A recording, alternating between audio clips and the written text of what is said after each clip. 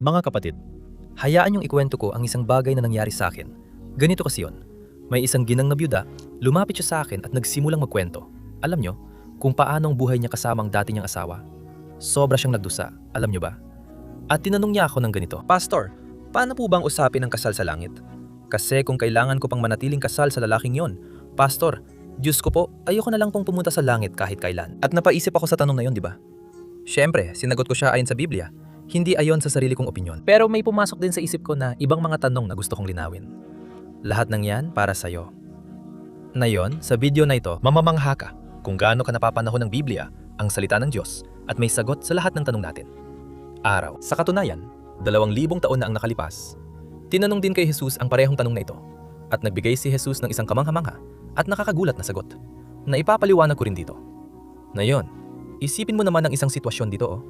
Isipin mo na may isang babae na nakilalang isang lalaking makadiyos. Isang lalaking tunay na lumalakad sa mga landas ng Panginoon. Lalaking namumuhay ayon sa salita ng Diyos. At bigla na lang, sa kasamang palad, siya ay nagkasakit at namatay. Kaya naman, labis na nagdusa ang babaeng ito dahil matagal silang naging masaya ng asawa niya. Pero unti-unting nabawasan ng sakit at naunawaan niyang lahat ay nasa ilalim ng kontrol ng Diyos. At nagpasya siyang muling buksan ang kanyang puso para sa iba. Nakilala niya ang isang bagong pag-ibig. Isang lalaking makadiyos din. Lalaking aktibo sa simbahan na naghahanap sa Panginoon, ngunit namatay rin ito. At ngayon, kapag pumanaw ng babaeng ito sa mundong ito, isipin mo na lang na pagdating niya roon, ay makikita niya agad ang dalawang lalaking ito. Paano kayang magiging tagpo nila? Paano kayang magiging samahan nila doon? Magkakaroon kaya ng selos? Magkakaroon kaya ng awkward na pakiramdam, alam mo yan? Magpapatuloy kaya siyang kasal sa una o sa pangalawa? O baka wala sa dalawa? Ganun nga, ang daming tanong, kaya ipapaliwanag ko sa iyo dito sa pinakamalinaw at pinakasimpleng paraan para umalis ka dito ngayon na malinaw na sa iyo ang sagot sa tanong na yan. Amen? Kung gusto mo ng mga ganitong klase ng content, kung gusto mong matuto tungkol sa Biblia sa pinakasimpleng paraan, at kung gusto mong lumago sa espiritual na buhay at makatanggap ng mga panalangin na gagawin ko dito araw-araw, mag-subscribe ka na sa aking channel. Ayos ba? Sige, simulan na natin. mga kapatid, Alam ko na ito ay isang tanong na dumaan na sa isipan mo. Pero baka hindi mo lang nagawang itanong o wala kang mapagtanungan na makakasagot sa tanong na ito. Kaya nga, gusto kong simulan dito sa pagtalakay sa tanong na ito na naranasan din ng ilang tao nung panahon ni Jesus. Hayaan mong ipaliwanag ko muna kung sino na tanong ito at maintindihan mo kung saan nila gustong makarating. Noong panahon na yon, mayroong isang relihiyoso at politikal na grupo na napakalakas. Tinatawag na mga Saduseo. Tandaan mo ang pangalang yan.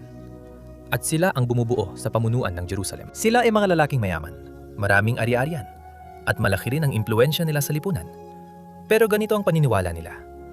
Hindi sila naniniwala na muling nabubuhay ang mga patay. At hindi rin sila naniniwala sa mga anghel at sa espiritual na mundo. Kaya, dahil iniisip nila na ang buhay natin ay hanggang dito lang sa mundo at walang buhay pagkatapos ng kamatayan, ang mga Saduseo ay naghanda ng patibong para subukang mahuli si Jesus at ipakita na wala siyang alam sa mga kasulatan. Kaya, pumunta sila sa Biblia.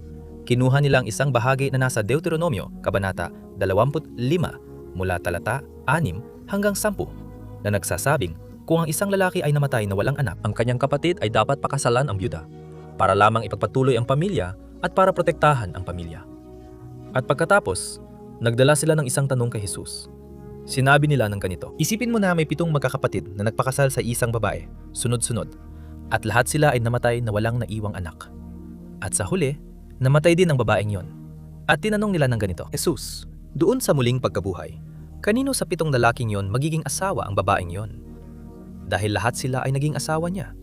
Akala nila na napasubo nila ang anak ng Diyos, alam mo? Dahil kung sinabi ni Jesus na siya ay magiging asawa ng una, magiging hindi patas naman yon sa iba, di ba? At kung sinabi niya na siya ay magiging asawa ng huling lalaki, mawawala naman ang karapatan ng mga nauna. At kung pipiliin niya silang lahat, ibig sabihin ay sumasang-ayon si Jesus sa kasalanan dahil magiging asawa siya ng 7 lalaki. Kaya akala nila, mahuhulog si Jesus sa bitag na ito. Pero tingnan mo ang sagot na ibinigay niya. Babasahin ko para sa iyo. Mateo Kabanata 22, talata 29 at 30. Ganito ang nakasulat. Sumagot si Jesus, ang pagkakamali ninyo ay hindi ninyo kilala ang mga kasulatan at ang kapangyarihan ng Diyos. Sapagkat sa muling pagkabuhay, ang mga tao ay hindi na mag-aasawa o ipapakasal. Sila ay magiging tulad ng mga anghel sa langit. Tingnan ninyo ito mga kapatid. Napaka-interesante nito. Ang sagot na ito ni Jesus ay napakalinaw. At winakasan nito ang bitag na inihanda nila laban sa kanya. Dahil ipinakita ni Jesus na mali sila sa 2 dahilan. Una, dahil hindi talaga nila kilala ang Biblia. At pangalawa, dahil sinusubukan nilang limitahan ang kapangyarihan ng Diyos gamit ang lohika ng buhay na ito. Sa totoo lang mga kapatid, Naniniwala ako na maraming tao ang may maling ideya tungkol sa langit. Dahil iniisip nila na ang langit ay parang pagpapatuloy lang ng ating pang-araw-araw na buhay dito sa mundo, kung saan ang tanging wala lang ay ang mga sakit.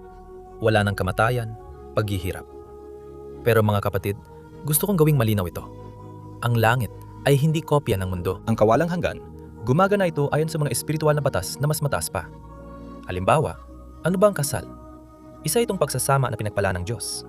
Pero ito ay ginawa lang para sa buhay dito sa mundo at may takdang panahon kung kailan ito matatapos, na iyon ay kapag namatay ng tao. Okay? At si Apostol Pablo, pagkatapos ipinaliwanag nito sa sulat niya sa mga taga-Roma, sa napakasimpleng paraan para hindi tayo magduda sa ating puso kung paano natatapos ang ugnayan ng kasal sa pagtatapos ng ating buhay. Babasahin ko ito para sa iyo. Makinig kang mabuti. Roma, Kabanata 7, talata 2 hanggang 3. Sinabi niya ito, kapag ang isang babae ay nagpakasal, ang batas ay nag-uugnay sa kanyang asawa habang siya ay nabubuhay. Ngunit kung sakaling mamatay ang lalaki, siya ay malaya na mula sa batas ng kasal. Kaya, kung mag-aasawa siya ng ibang lalaki habang buhay pa ang kanyang asawa, tatawagin siyang mangangalunya. Ngunit kung mamatay ang kanyang asawa, siya ay malaya na mula sa batas na iyon. At hindi na siya mangangalunya kung magpakasal siyang muli. Tingnan ninyo ito mga kapatid. Dito sinasabi ni Apostol Pablo na ang kamatayan ay naghihiwalay sa mag-asawa. Ibig sabihin, ang ugnayan mo sa taong yon ay nagtatapos sa harap ng Diyos. Pero bago ako magpatuloy, gusto ko magbigay ng mabilis na paliwanag dito. Dahil alam kong sa puntong ito, maraming tao ang nagkakaroon ng pagdududa. Alam ko na ang paksa ng video na ito ay hindi naman tungkol sa kung kailan maaaring maghiwalay o magpakasal ang isang tao. sa anong mga sitwasyon siya? Maaaring magpakasal muli, pero kailangan kong ipaliwanag ang isang bagay para walang makaunawa ng mali sa talatang ito. Kapag sinabi ni Apostol Pablo na ang babae ay nakatali sa kanyang asawa habang buhay pa ang kanyang asawa, hindi niya sinusubukang ipaliwanag dito ang lahat ng sitwasyon na maaaring mangyari sa loob ng kasal. Ginagamit lang niya ang kasal bilang halimbawa para ituro na ang kamatayan ay nagwawakas ng ugnayan. At tinatalakay din ng mismong Biblia ang paksa nito sa ibang mga talata. Itinuro ni Jesus halimbawa na sa kaso ng sexual na pagtataksil ng pangangaliwa. Sa ganitong kaso, maaaring makipaghiwalay ang tao. At sinabi rin ni Pablo ng isang tao na iniwan ng kanyang asawa ay hindi na obligado sa tungkulin ng kasal. At meron pang ilang mas malalalang kaso, di ba? Tulad ng kaso ng pisikan na karahasan at ng taong nanganganib ang buhay. Kaya, sa ganitong kaso, walang dapat mag-isip na hinihingi ng Diyos na manatili ang isang tao sa bahay habang inaabuso at nanganganib ang buhay. Sa katunayan, dapat niyang i-report at isumbong ang asawang yon. O kaya naman ay ang asawa ang magsumbong sa pulis tungkol sa kanyang misis. Naintindihan mo? Ito ay isang seryosong kaso kung saan nanganganib ang buhay ng tao. Kaya, hindi natin pwedeng kunin lang ang dalawang talatang ito mula sa mga taga-Roma na binanggit ni Pablo at gamitin para husgahan ng lahat ng taong dumaan sa diborsyo o muling bumuo ng kanilang buhay. Bawat sitwasyon ay kailangang pag-aralan mga kapatid ng maingat at sa liwanag ng kasulatan. At hindi ko na palalalimin pa ang usaping ito dito ngayon dahil hindi ito ang focus ng video. Ang kailangan nating maunawaan dito ay pinapakita ni Pablo na ang kamatayan ay tuluyang nagwawakas sa ugnayan ng kasal na yon. Kaya kapag ang isang tao ay nabalo at pagkatapos ay nag-asawa muli, hindi niya niloloko ang taong yon. Hindi siya nagiging hindi tapat sa taong namatay. Ayos ba? Pero dyan, pumapasok ang tanong na madalas itanong ng marami, di ba? Pastor, kung ang kasal ay nagtatapos sa kamatayan, ibig bang sabihin nito na hindi ko na makikilala ang aking asawa o kabiyak sa langit? Ibig bang sabihin na yung relasyon na pinagsamahan natin, mabuti man o masama, basta na lang mawawala sa ating alaala? Mga kapatid, syempre hindi. Ang Diyos ay hindi Diyos ng pagkalimot. Ang Diyos ay Diyos ng kasaysayan, ng pagpapanumbalik at malinaw na may mga patunay ang Biblia tungkol dito na sa kawalang hanggan, magkakakilala pa rin tayo. Amen? Halimbawa, isipin mo yung nangyari sa bundok ng Transfigurasyon. Sinabi sa Biblia na nung umakyat si Jesus sa bundok kasama sina Pedro, Santiago at Juan. Sino ang nagpakita doon? Sina Moises at Elias na nakikipag-usap sa kanya. At tandaan natin na si Moises ay matagal nang namatay. Mahigit 1,400 taon nang nakalipas. At si Elias naman ay inakyat na sa langit ilang siglo nang nakalipas. At kahit ganon, nakilala pa rin sila ng mga disipulo. Ibig sabihin, hindi nawala ang pagkakakilanlan ng bawat isa sa kawalang hanggan. Sa katunayan, sila ay niluwalhati. Ngunit nanatili silang parehong tao at nakakilala pa rin sila. Isa pang halimbawa, noong namatay ang anak ni David kay Bathsheba, siya ay namatay at si David ay nag-ayuno. Pero nang namatay ang bata, anong ginawa niya? Naligo siya, sumamba siya sa Diyos at sinabi niya ang isang hindi malilimutang pangungusap. Ako ang pupunta sa kanya, ngunit hindi na siya babalik sa akin. Anong ibig sabihin ni David dito, mga kapatid? Gusto niyang ipakita na may lubos siyang paniniwala na balang araw ay muling makikita sila ng kanyang anak sa kawalang hanggan at tiyak na makikilala niya ito. Mga kapatid, napakaganda nito. May kinalaman ito sa puso ng ating Diyos. Kaya tandaan mo ito. Sa langit, makikilala mo ang iyong ama, ang iyong ina, ang iyong mga anak at oo, makikilala mo ang taong nakasama mo sa buhay may asawa dito sa mundo. Bungbuo ang aking paniniwala, ayon sa lahat ng nabasa ko sa Biblia, na maaalala mo ang mga pagsubok na inyong napagtagumpayan ng magkasama, ang mga panalangin na sabay kayong lumuhod sa sala, ang mga sandali ng kasiyahan, ibig sabihin, hindi mabubura ang iyong kwento. Pero dito mga kapatid, narito ang lihim na hindi naintindihan ng karamihan. Makikilala mo ang taong iyon, pero ang likas na ugnayan ninyo ay hindi na magiging mag-asawa. Dahil ito ay magiging dihamak na mas maganda at mas mataas. Amen? Parang magiging magkapatid kayo sa pananampalataya. Kayo ay nilinis at tinubos ng dugo ni Jesus. Ngayon ay may maluwalhating katawan na kayo. At kayo ay mamumuhay sa perpektong takikisama. At isa pang detalye, doon sa langit, walang lugar para sa selos o sama ng loob. Para sa masasamang alaala, wala nang anumang magdudulot sa iyo ng pagdurusa. Dahil ang pag-ibig ng Diyos ang pupuno sa ating mga puso. Ang kaluwalhatian niya ay laging nasa atin at nasa loob natin. Kaya, pag-isipan mo kung bakit may kasal dito sa lupa. Nilikha ng Diyos ang pag-aasawa para sa tatlong pangunahing dahilan, mga kapatid. Una ay ang pagkakaroon ng kasama, di ba? Laban sa kalungkutan, yung taong dati ay nakakaramdam ng matinding pag-iisa. Binibigyan siya ng Diyos ng regalo. Maaaring ilagay ng Diyos ang taong inilaan niya sa landas ng taong yon. Sa katunayan, nung nilikha ng Diyos si Eva para kay Adan, ginawa niya yon matapos niyang sabihin, hindi mabuti na ang tao ay nag-iisa. Kaya, ito ang unang dahilan, di ba? Kung bakit nilikha ng Diyos ang kasal. Ang pangalawa ay ang pagpaparami. Ito ay para magpatuloy ang sangkatauhan sa pamamagitan ng mag-asawa. At ang isa pang dahilan ay para maprotektahan ng mag-asawa sa moral na aspeto. Kapatid, napansin mo ba na kapag ang isang tao ay kasal, mas malaki ang proteksyon niya? Kasi tinutulungan nila ang isa't isa, may pananagutan sila sa isa't isa. At kapag sineseryoso nila, kapag talagang gusto nilang sundin ang salita ng Diyos, mas nagagawang mapaglabanan ang mga tukso. Siyempre, pwede ring lumakad kasama ang Diyos ang mga walang asawa. Pero sa kasal, malaking tulong talaga yon, di ba? Kaya kailangan mong maintindihan na sa langit, wala nang kalungkutan dahil lubos tayong mapapalibutan ng presensya ng Diyos. Wala na ring isisilang ng mga bata. Dahil ang bilang ng mga maliligtas ay magiging ganap na. At wala na ring tukso, wala na ring kasalanan.